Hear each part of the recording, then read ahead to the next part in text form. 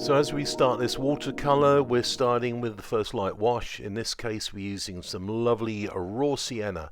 Always start the right way. If you start the right way, you'll end up in the good place. It never fails. And that reminds me, years and years ago, back in the day, I remember Glaxo came along with this new development called Ondansetron. It was a new breed of 5-HT3 receptor antagonist, and they wanted our agency come up with some thinking, with a big launch idea that was based on the science of this new breed of antagonist and the way it works as an antiemetic. So my writer and I, Christine, we went off to the Princess Chula Cancer Ward where they were carrying out some clinical trials, and we spoke to a radiologist and we started asking about a few questions about Ondansetron. He was using it with kids, these poor kids with cancer.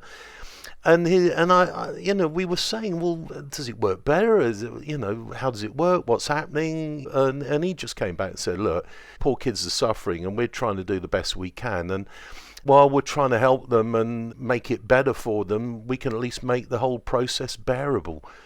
And we thought, oh, there's something interesting in that, isn't there? Really, something personal rather than the science. So, and we came up with an idea of using the bald-headed girl to represent cancer.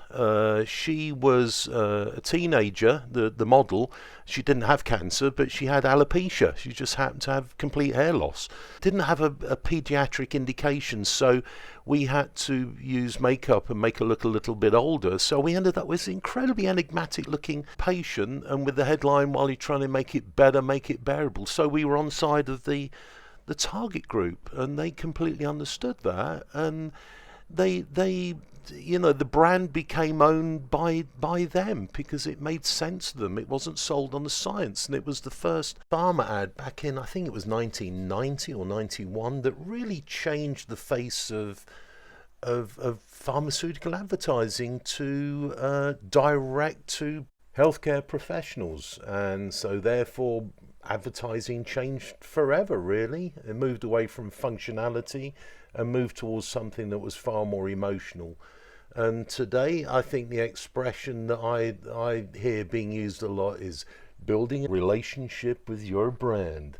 We were doing that like years and years ago, and consumer have been doing it for much longer, and it always takes pharma a long time to catch up with consumer. But anyway, we're now reaching the point where we want to get in these beautiful shadows. I'm mixing up some lovely French ultramarine with lovely warm alizarin crimson, and we start to finish those final shadows. This is the really important bit with watercolor painting.